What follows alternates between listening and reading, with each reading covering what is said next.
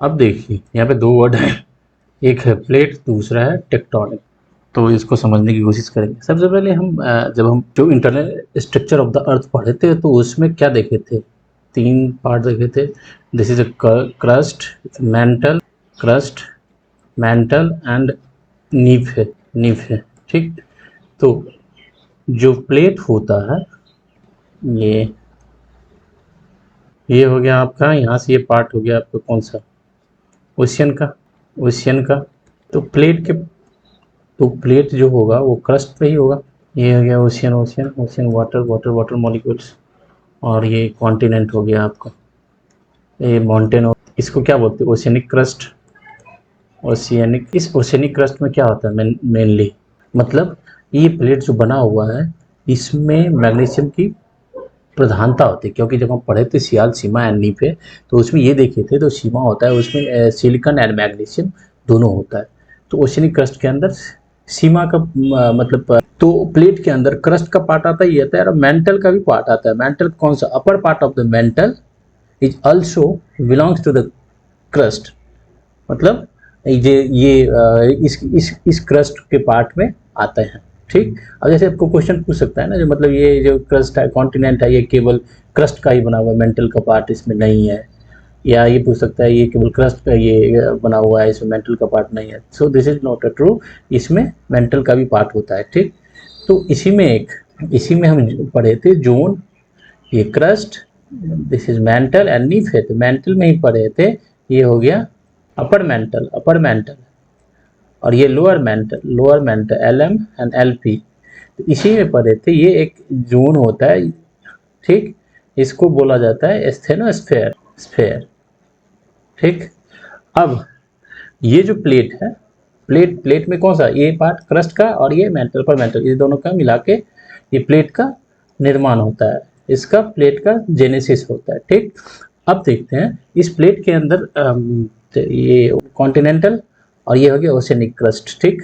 Land देखते हैं जब हम पढ़ेंगे मिनरल, ये हो गया आपका ओशियनिक क्रस्ट, ये इसमें हम पढ़ते हैं तो इसमें क्या होता है, सिलिका का प्रधानता होता है, सिलिका का प्रधानता होता है, सिलिका एबेंडेंट होता है। ठीक। और इसमें क्या होता है, मैग्नीशियम की होती है। तो ये क्रस्ट जो होता है, तो इसका जो बेस होता है ये बेसाल्टिक नेचर का होता है, बेसाल्ट होता है।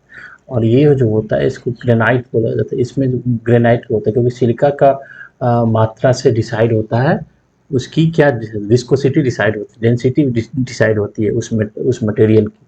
ठीक। और फिर उससे कौन सा रॉक्स बना है, that is defined by those process. So I am not discussing about all those things. So firstly we would like to discuss the plate tectonic concept. So just come to the point. तो जो land mass का, अब देखिए ये हो गया आपका, ये हो गया आपका वर्ल्ड मैप। वर्ल्ड मैप ये क्या है, ये यूएसए आ गया आपका, कनाडा हो गया, ये हो गया अमेरिकन प्लेट।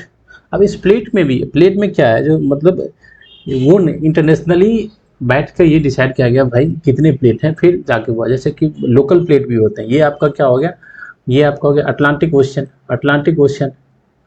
तो इस ये अटलांटिक प्लेट है, क्योंकि ये क्या है, ओशियनिक क्रस्ट है ना, ये इसमें इसमें आप उसके जब बेस में जाते हैं, ओशियन के बेस में जाते हैं, तो सब जगह तो होता है ना, मतलब लैंड तो होते हैं ना उसके उस बेस में जाके, तो वो भी प्लेट से बना होती है। ये हो गया आपका अटलांटिक प्लेट, ये हो गया पूरा पैसिफिक प्लेट, पैसिफिक प्लेट, ये आपका पैसिफिक प्लेट, ये हो गया इंडियन प्लेट, ये अफ्रीकन प्लेट। अब इसमें भी बहुत सारा प्लेट, छोटा छोटा प्लेट है, जैसे कि इधर नूबियन प्लेट है, ये हो गया साउथ अमेरिकन प्लेट, ये यूरोपियन, ये एशियन, ऑस्ट्रेलियन, इधर हो गया अंटार्कटिक, आर्कटिक प्लेट। तो वर्ल्ड में ऐसे प्लेट हैं। ठीक। अब देखते हैं जो ये, तो ये किस पे फ्लोट करता है, स्टेनोस्फेयर पे, मेंटल पे, स्टेनोस्फेयर पे ये क्या करता है, फ्लोट करता है, फ्लोट करता है। जो स्टेनोस्फेयर होता है इसका नेचर कैसा है, प्लास्टिक, मोल्टेड है, प्लास्टिक है, मतलब वो चिपचिपा मतलब नेचर का मटेरियल है जिसपे कि ये प्लेट फ्लोट करता है। इसी प्लेट के जो फ्लोट करता है, इसी के स्टडी जब हम करते हैं, जब ये फ्लोट करता है तो अब फ्लोट क्या क्यों करेगा, ये भी क्वेश्चन उठता है। जब भाई ये इधर मान लो कि ये इस पे ये प्लेट क्यों फ्लोट करेगा, क्या क्या रीजन है, क्या, वो हम आगे देखेंगे डिटेल में। जब ये फ्लोट करता है तो इसके फ्लोट होने से क्या, एक प्लेट ये हो गया, एक प्लेट ये हो गया, बहुत सारा प्लेट।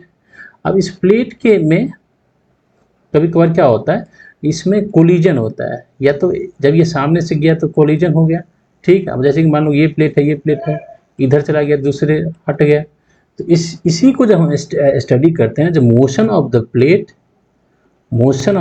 इसके जो रिजल्टेंट होते हैं, रिपरकशन जो होते हैं, जो रिजल्ट होता है, उसी को हम स्टडी करते हैं प्लेट टेक्टोनिक के प्रोसेस से। प्लेट समझ गए, crust and upper part of the mental, ठीक। ये किस पे फ्लोट करता है, स्टेनोस्फीयर पे फ्लोट करता है, ठीक।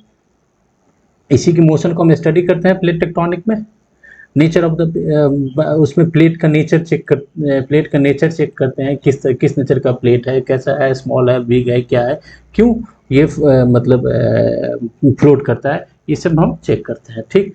जब हम इसको स्टडी करते हैं तो इसके मोशन को स्टडी करने पे ये पता चला, जो इसका जो टेक्टोनिक होता है तो इसमें 3 तरह के होते हैं। एक होता है कन्वर्जेंस, दूसरा होता है डाइवर्जेंस एंड तीसरा होता है पैरेलल। अब देखिए, एक प्लेट ये है, एक प्लेट ये, जब ये दोनों सामने से आके टकराता है, इसको कन्वर्जेंस बोलते हैं।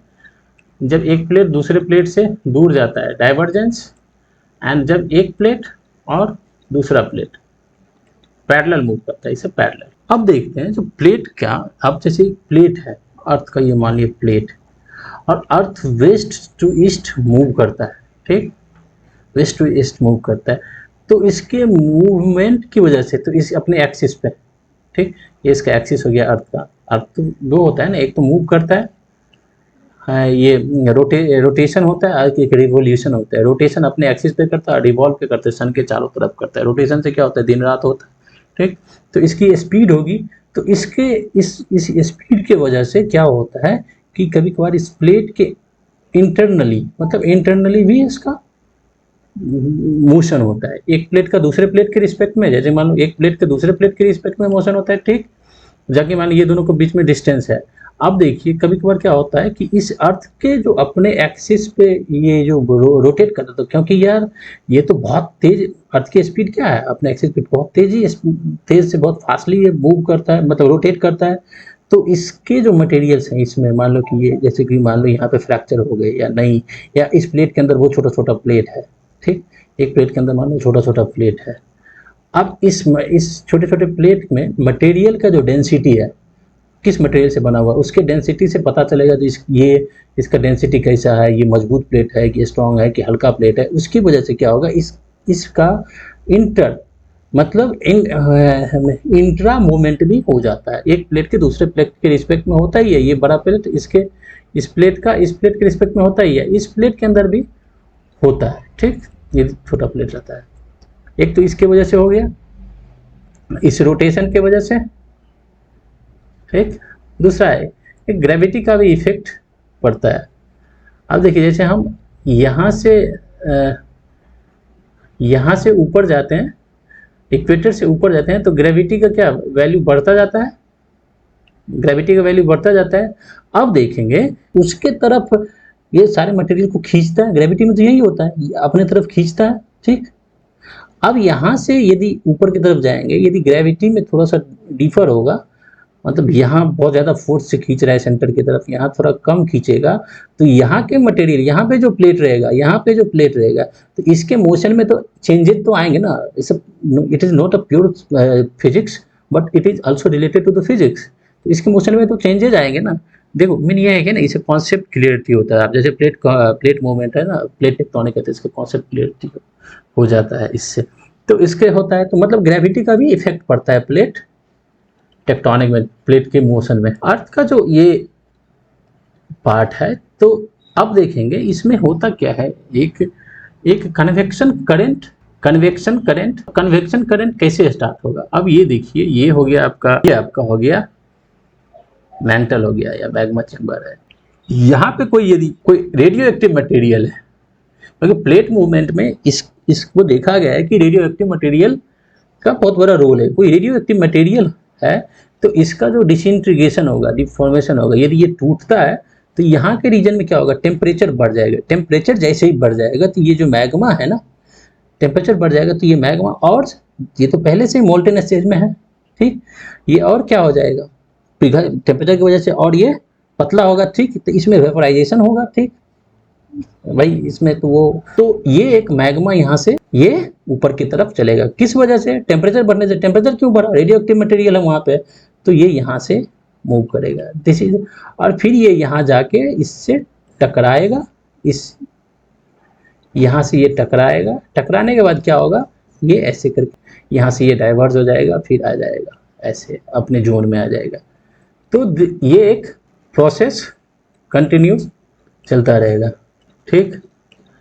स्टेनोस्फेयर देख लिए, उस पर फ्लोट करता है प्लेट, फ्लोट करता है, तो फ्लोट की वजह क्या है, जब तक इस पर कोई फोर्स नहीं लगेगा, यहाँ से कोई फोर्स नहीं लगेगा, फोर्स नहीं लगेगा तो इसकी एक्टिविटी भाई एक स्टेबिलिटी में तो है, स्टेबल है, चलो ठीक है। जब फोर्स लगेगा, कोई डिस्टर्बेंस होगा, तभी तो ये इसमें मूवमेंट आएगा। तो ये फोर्स के लिए एक कन्वेक्शन करंट थ्योरी है, जहाँ से ये मटेरियल, ये मैग्मा ऐसे गया, यहाँ से इसका डाइवर्जेंस हुआ, यहाँ से टकराने के बाद फिर ये ऐसे करके आया, फिर ये इसका एक सर्कल बन गया। ये किस वजह से होता है, यहाँ पे टेम्परेचर बढ़ने से। टेम्परेचर क्यों बढ़ा, रेडियो एक्टिव मटेरियल की वजह से। रेडियो एक्टिव जैसे ही टूटेगा तो उसमें टेम्परेचर तो बढ़ जाएगा ना, तो इसके वजह से प्लेट के अंदर मूवमेंट होता है, ठीक। और इस मूवमेंट को दूसरा तो हम देखे थे, जो कि अर्थ की जो ग्रेविटी है वो भी उसके मोशन को इफेक्ट करता है, अर्थ की ग्रेविटी, ठीक। ग्रेविटी के साथ मोशन होता है, और जो अपने एक्सिस पे रोटेट करता है उसके वजह से होता है प्लेट के इंट्राप्लेट मोशन, इंट्राप्लेट मूवमेंट, समझ गए। अब देखते हैं ये प्लेट टेक्टोनिक कन्वर्जेंस, इसमें क्या होता है, एक प्लेट दूसरे प्लेट के सामने से टक्कर होगा। अब देखिए, एक प्लेट मान लेते हैं, ये मान लिए पैसिफिक प्लेट है, हम देखे थे अभी वर्ल्ड मैप में, ये मान लिए पैसिफिक प्लेट है, और ये क्या हो गया, अमेरिकन प्लेट। अब इस दोनों के बीच में, जब दोनों के बीच में यहाँ पे क्या हो गया, टक्कर हो गया, टक्कर होने से क्या होगा, यहाँ पे ये दोनों टकरा गया, तो ये प्लेट जो है ये क्या हो गया, नीचे की तरफ चला गया। ये डेंसिटी के यहाँ पे वजह से होता है, डेंसिटी की वजह से। अब ये प्लेट नीचे चले, एक प्लेट का डेंसिटी ज़्यादा होता है, एक का कम होता है, तो इसी की वजह से ना कोई प्लेट ऊपर है। जब हम आइसोस्टेसी कॉन्सेप्ट पढ़ते हैं, आइसोस्टेसी कॉन्सेप्ट जब पढ़ेंगे तो उसमें और ज़्यादा डिक्लेयर होगा, मतलब क्लियर होगा इसमें। तो अब ये क्या हो गया, यहाँ पर टक्कर होने की वजह से ये प्लेट नीचे चला गया। ये क्या है यहाँ पे, ये तो ये जोन क्या है, ये स्टेनोस्फेयर है, क्योंकि स्टेनोस्फेयर, ये स्टेनोस्फेयर हो गया, स्टेनोस्फेयर। अब ये नीचे, ये यहाँ चला गया, तो जब यहाँ पे टक्कर होगा तो ये इधर से फोर्स लगा, यहाँ से फोर्स लगा। अब मान लीजिए ये प्लेट और ये प्लेट जब एक सामने से फोर्स लगेगा तो कंप्रेशन तो होगा ना यहाँ पे, तो इस कंप्रेशन की वजह से क्या बनता है, इस तरह का स्ट्रक्चर बनता है, जिसको कि बोलते हैं फोल्डेड माउंटेन, फोल्डेड माउंटेन, समझिए। अब यहाँ पे ये बात उठता है कि ये अमेरिका के मतलब वेस्टर्न साइड में जो माउंटेन है वो क्या है, फोल्डेड माउंटेन है। अब देखिए, अब ये फोल्डेड माउंटेन हो गया, और यहाँ सबडक्शन, क्योंकि ये नीचे की तरफ चला गया। अब जब ये प्लेट के नीचे आएगा तो जैसे ही हम अर्थ के नीचे आते हैं क्या होता है, टेम्परेचर बढ़ता जाता है। तो टेम्परेचर एक ऐसा मतलब पहुंच गया जहाँ पे जाके इस प्लेट का जो ये पार्ट था वो क्या, पिघल गया, टेम्परेचर बहुत ज़्यादा हो जाने से। तो ये जब मेल्ट कर गया तो ये इससे क्या बन गया, मैग्मा, नहीं इसका टेम्परेचर बढ़ गया, पिघल गया, ठीक। अब इस पे क्या होगा, एक यही कन्वेक्शन निकलेगा यहाँ से। अब जब ये ऊपर की तरफ मैग्मा बाहर निकलेगा ऐसे करके, तो यहाँ पे अब देखिए, यहाँ पे अब यहाँ का यदि सरफेस वीक है, क्योंकि यहाँ तो टक्कर लगा है, तो ऑब्वियसली ये सरफेस तो वीक है, टक्कर के कंप्रेशन की वजह से ये तो वीक हो गया, ये पोर्शन, तो इसके वजह से ये इसको तोड़ते हुए बाहर निकलेगा। तो दिस इज वॉल्केनिक इरप्शन, ठीक। अब देखिए, जब दो प्लेट आपस में टक्कर हुआ है तो इस टक्कर के वजह से अर्थक्वेक भी तो होगा, अर्थक्वेक भी तो होगा, यहाँ पे अर्थक्वेक भी हुआ, अर्थक्वेक भी हुआ, माउंटेन बिल्डिंग भी हुआ। अब हम इसको थोड़ा सा और कर देते हैं। ये यहाँ से पिघल गया, इसको बेनी ऑफ जोन बोला जाता है, जोन बोला जाता है। अब ये ऐसे करके गया तो यहाँ पे टक्कर हो गया, तो ये इस पोर्शन में क्या होगा, यहाँ पे अर्थक्वेक भी होगा, ऐसे ही टक्कर होगा, एनर्जी रिलीज होगी, एनर्जी का फिर वो ट्रांसफर होगा। ये हो गया यहाँ पे वॉल्केनिक इरप्शन, और इसके टक्कर से कंप्रेशन हुआ, ये प्लेट, तो यहाँ पे क्या बन गया, फोल्डेड माउंटेन। इस प्लेट को डिस्ट्रक्टिव प्लेट मार्जिन भी बोला जाता है, डिस्ट्रक्टिव प्लेट मार्जिन भी बोला जाता है, क्योंकि ये देखिए इस प्लेट का जो मार्जिन है यहाँ पे आके क्या हो गया, टूट गया ना, खत्म हो गया ना, डिस्ट्रक्टिव प्लेट मार्जिन। ये कन्वर्ट किया डाइवर्जेंस। इसमें क्या होता है देखिए, अब ये प्लेट एक दूसरे से क्या दूर जा रहा है, ठीक। यहाँ पे क्या है, एक मैग्मा चैम्बर है, यहाँ पे इसका क्या बन गया, कन्वेक्शन करंट।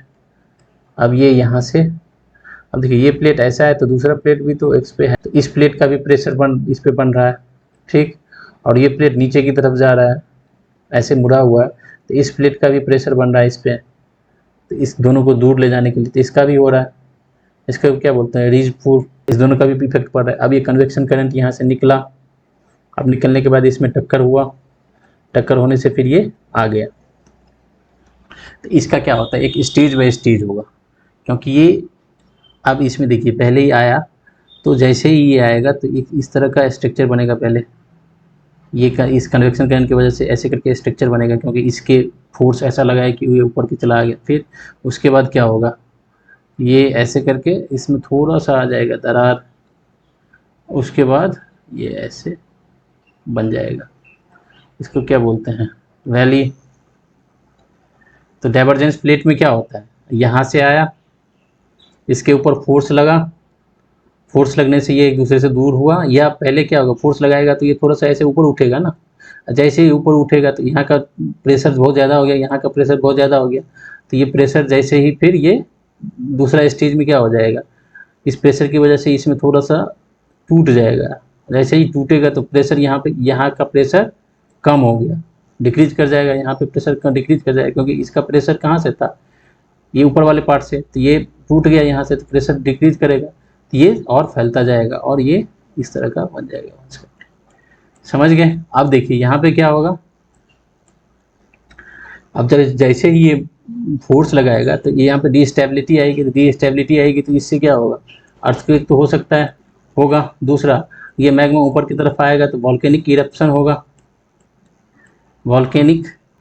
अब देखिए वॉल्केनिक इरप्शन हो गया, अर्थक्वेक। अब जब ये मैग्मा ऐसे करके बाहर निकलेगा तो ये मैग्मा क्या है, मटेरियल है वो।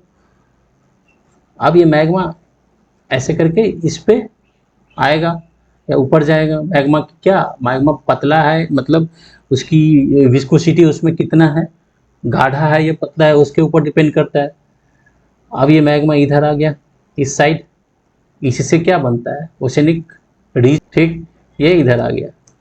यहाँ पे एक और कॉन्सेप्ट है, sea floor spreading. Sea floor spreading, sea floor spreading में क्या हुआ था, बोला था कि भाई जब फाइंड आउट किया था तो एक ही रीजन में, मतलब एक ही रीजन की, ये तो आप देख लिए। अब सी फ्लोर स्प्रेडिंग देख लेते हैं। उसके मैग्नेटिज्म, जब रॉक्स का मैग्नेटिज्म फाइंड आउट किया ना, तो एक ही जगह के रॉक्स के मैग्नेटिज्म में डिफरेंस आ गया भाई। तो उसमें चला भाई ये कैसे संभव होता है, एक ही टाइम में एक ही रॉक वो निकला है, तो उसके मैग्नेटिज्म कैसे अलग हो सकता है। तब जाके देखा तो तब दूसरी एक बात ये समझ में आई, तो ये जो कन्वेक्शन करंट की वजह से जो वहाँ से मैग्मा बाहर आता है, तो ये ऐसे करके बाहर आने के बाद ये ऐसे यहाँ तक चलता है, जाता रहता है। तो इससे क्या होगा, ओशनिक फ्लोर का, सी फ्लोर जो है उसका स्प्रेडिंग होता है, मतलब एक एक्स्ट्रा, मतलब कॉन्टिनेंट का और बड़ा होता चला जाता है। लेकिन जब डिटेल एनालिसिस किया गया तो देखा गया कि यहाँ पे ये ख़त्म होता है, तो ये क्या है, ये एक ट्रेंच है, यहाँ पे ट्रेंच है। तो इस ट्रेंच में जाके जो ये आता है, तो ये यहाँ पे इसमें जाके समाप्त हो जाता है। तो सी फ्लोर का स्प्रेडिंग नहीं होता। ये कैसे, पहले मैग्नेटिज्म देखा, मैग्नेटिज्म में डिफरेंस था, तब उसमें देखा गया कि जो भाई कैसे यहाँ का मैग्नेटिज्म, यहाँ के चट्टान का तो दोनों एक ही टाइम में निकला है यहाँ पे, तो मैग्नेटिज्म कैसे डिफरेंस आ गया, तो इसको डिटेल्स देखा गया था। वैसे इतना हमको जानने की जरूरत नहीं है। तो अब हम देख लिए डाइवर्जेंस देख। पैरेलल में क्या होता है, एक प्लेट ये हो गया, सेकेंड प्लेट ये हो गया, इधर जा रहा है, दूसरा इधर जा रहा है, इस दोनों के बीच में क्या होगा, इस दोनों के बीच क्या होगा, फ्रिक्शन होगा, एक इधर एक इधर। फ्रिक्शन की वजह से क्या होगा, एनर्जी निकलेगी, एनर्जी की वजह से क्या, यहाँ पे क्या होगा, डिस्टर्बेंस होगा, डिस्टर्बेंस से यहाँ पे क्या हो सकता है, अर्थक्वेक होगा। आप फिर बोलेंगे यहाँ पे क्या, जो आप यहाँ पे वॉल्केनिक इरप्शन, वॉल्केनिक इरप्शन का कैसे होगा, वॉल्केनिक इरप्शन यहाँ पे होने का कोई चांसेस ही नहीं लग रहा है। यहाँ पे मान लो कि कोई किसी प्लेट का मतलब सबडक्शन होगा, सबडक्शन होने के बाद उसमें मैग्मा और बनेगा, फिर उसका मैग्मा की डेंसिटी किस तरह की है, उससे वो ऊपर की तरफ आ रहा है कि नहीं आ रहा है, फिर इसमें किस प्लेट में होगा, कहीं उसको जोन रास्ता जब मिलेगा मैग्मा को बाहर निकलने का, तब ना कहीं पे टक्कर होगा, कंप्रेशन होगा, ऊपर का ये चट्टान यदि मान लो ये मतलब वीक हो गया, तब जाके मैग्मा को बाहर निकलने का टाइम मतलब रास्ता मिलेगा, तब जाके हो सकता है। तो यहाँ पे क्या होगा, अर्थक्वेक ही होगा। अब हम देखते हैं थोड़ा सा, ये देखिए इसमें हम जो पढ़े थे डाइवर्जेंस वाले में पढ़े, देख रहे हैं जैसे ये कन्वेक्शन सेल बना है, यहाँ से इनर कोर आउटर कोर, यहाँ से आउटर कोर, ये मेंटल पार्ट जैसे ही बना है, ये ऐसे करके ये बाहर आ रहा है, ये ऐसे करके ये इस तरफ जा रहा है ओशियनिक क्रस्ट, ये इसे सबडक्शन जोन, जैसे सिवलोड स्प्लिटिंग बताए थे, यहाँ पे जब बाहर आएगा तो ये इसमें चला जाएगा, खत्म, इस सबडक्शन में चला जाएगा, खत्म हो।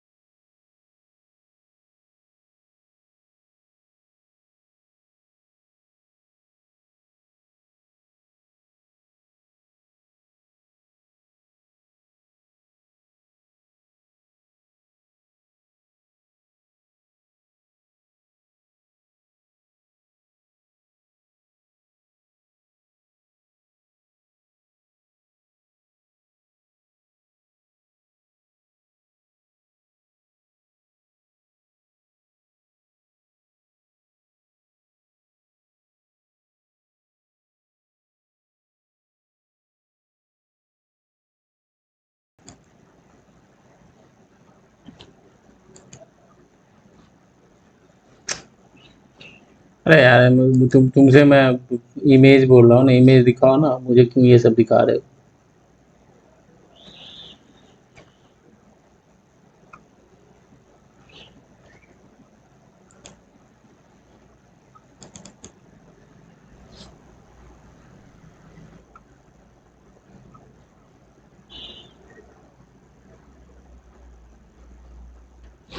अब हम कभी डिस्कस करेंगे और आगे, मैं तो